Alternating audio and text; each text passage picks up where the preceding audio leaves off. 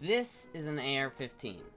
It's a Sons of Liberty Gunworks AR-15. The one curated by Garantham. This is pretty much a replica of what Garantham runs. So Daddy Flannel has his stamp of approval. You can tell it's that because it's got a couple markings up here. I don't know what they mean exactly. They probably mean something pretty cool, but all I know is this Indian has nods, and that's pretty badass. It also has the silly, like, War Party selection switch. So on the side, on the selector, it says War Party and Peace Pipe for safe. It also says Head Canoe for where that full auto would go. I don't know why it says that, but it does. This is set up with an ACOG, a Churchicon ACOG on top, and it is one of the most iconic rifles ever built, apart from maybe the one right behind me. The story behind the AR and why it's called AR, if anyone tells you it's called Assault Rifle, it's not. AR stands for Armalite, and it was built by the company Armalite. This gun was designed by Eugene Stoner in the 50s, 40s area. I'm not entirely sure. I think the first prototype was made in around the 40s. Could be wrong about that. So, Eugene Stoner definitely didn't prototype the AR-15 in the 1940s, at least not with Armalite, because Armalite didn't fucking exist in the 1940s. They were founded in 1954, so that's clearly an L for the Astra team on knowing what the fuck you're talking about. Good job, Astra. Keep up the good work. But basically, Eugene Stoner designed this weapon, and he had a unique perspective from a gun building point of view, since he had primarily worked on aircraft. So when he designed the AR-15, he designed it in a way that was designed to be super, super light. And you probably don't realize how important weight is when you're not actually out there carrying 100-pound, like, kit on your back in, like, 100-degree weather for, like, 50 miles. Granted, I'm one to talk about doing that, since I've never done that. Thank fuck. But there are people who do, and I imagine even a couple extra pounds between, like, say, this thing and that thing makes a lot of difference when you're already carrying that much weight. So being as light as it is probably one of the main reasons why it's gained so much popularity over the years. Is because not only is it super effective, it's very, very light. So you don't have to think about carrying it, and it doesn't take that much energy to manage. Now, it is an AR, which means that it has kind of a finicky... it's notoriously had a rough start at the Vietnam War, being just mogged by the AK-47 in just about any way, other than how much ammo you can carry. See, in Vietnam, what they really cared about was being able to carry as much ammo as they possibly could on their person. They didn't care about stopping power necessarily, they cared about how much ammo. You can carry 30 rounds of 5.56 is a lot lighter than 30 rounds of 308 or 30-06, which is a sharp change from the war doctrine that nations usually used from in the early 21st century, which was one shot, one kill. Doesn't matter, you want to use as little ammo as you possibly can to preserve the ammo so you don't have to carry as much, and so that you don't have it's cheaper for the military to pay for. So, in fact, weapons like the Krag Jorgensen, which were service rifles in and around 1890, had a selector switch that would turn it into single fire. So every time you pulled the bolt back, you had to put a new round in, and it wouldn't just automatically chamber around once you put the bolt back forward. The idea was that you would use less ammo, and you could preserve your ammo, and it would be cheaper, and one shot, one kill mentality lasted a long time. Up until around the 1950s, when the idea started to float around that it doesn't matter, one shot, one kill is relatively unrealistic in a wartime scenario where people have adrenaline making them super, super, like, hyper, it's hard to take shot and calmly aim at something when people are firing at you and people are dying all around you. So what they figured out was that realistically what wins fights is ammo. How much ammo you can have.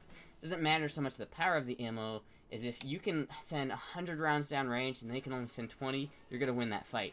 And that's where 5.56 came in.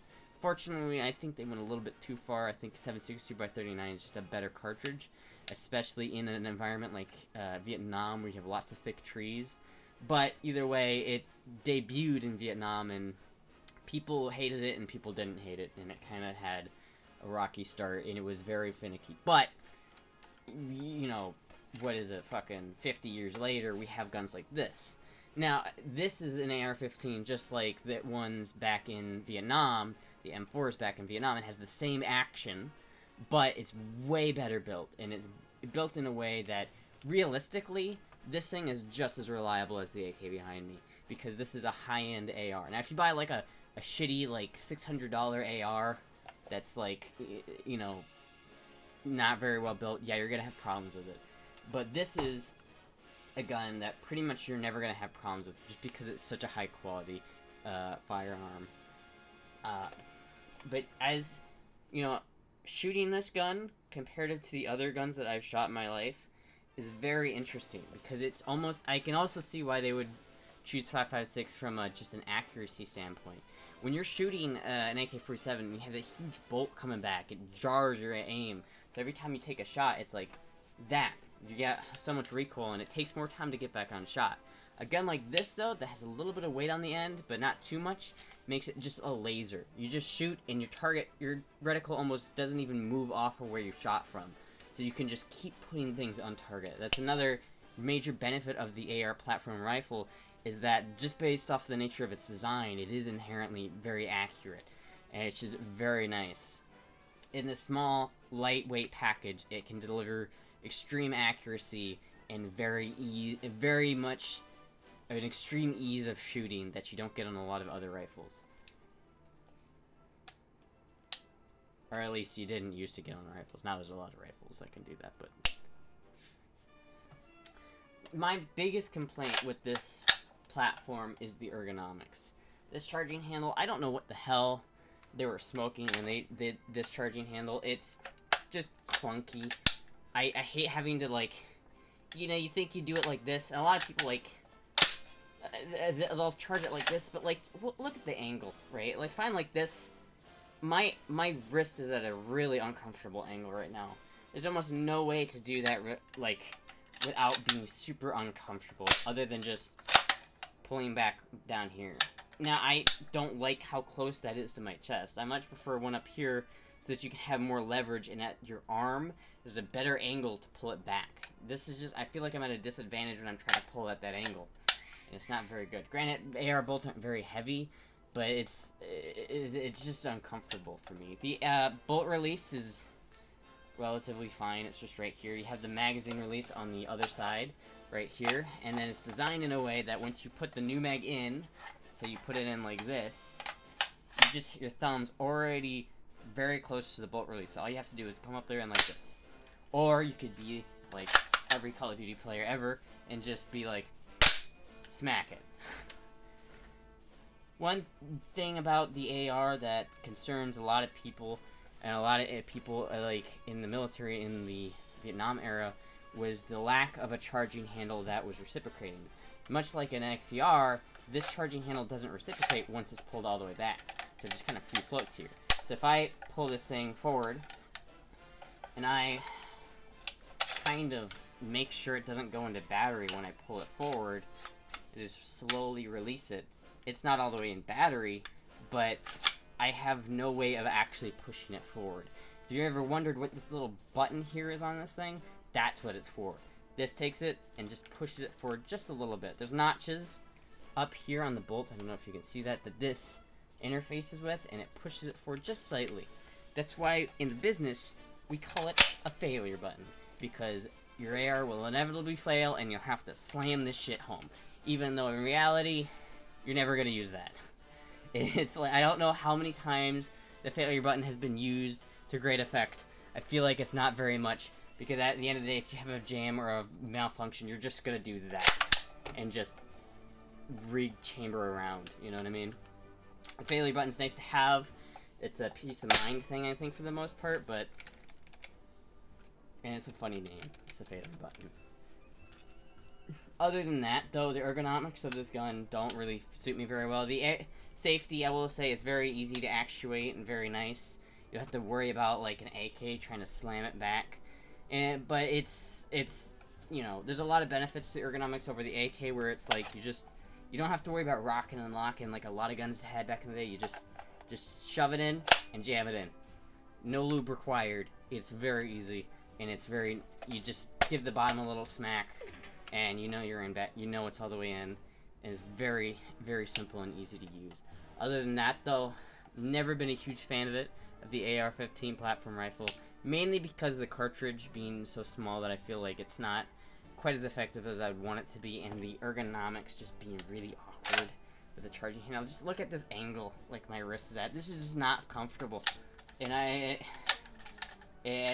would prefer it not do that. I do like the bolt release, and it does have obviously has a last round bolt hole open like all ARs do, which is nice. AKs don't have that, but at the end of the day, even this one is hard for me, maybe just because of bias, to trust this quite as much as an AK, because it's not as robust. It's more complicated, there's more things to go wrong, and more smaller parts. It's not nearly as easy to field strip, but I will say this is much easier to shoot. It's not easy to take care of, but it's much easier to shoot. And that's, I think, one of the biggest benefits of a rifle like this. It's just very little recoil with a lot of velocity into that round. It can go through a lot, and it's very good at armor penetration, that little round, but it's not so good at stopping power, which you don't always need, but it is very much so a battle-proven rifle, probably one of the most battle-proven rifles in the world, right next to that guy behind me, and it has served the US and many other countries like it for decades, and it seems like every time they try to find a replacement for it, they always end up coming back to the tried and true design. And it's really a testament to firearms technology that we pretty much came up with these designs back in the 40s, and I've been keeping pretty much just used the same things ever since, with just minor improvements.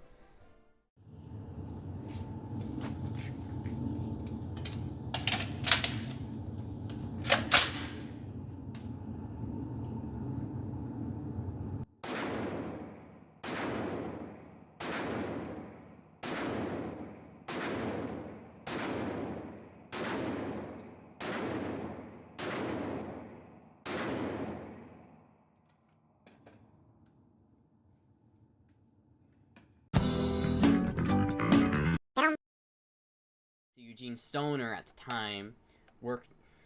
Did he? I don't know if I can know it. Astra, cut that out.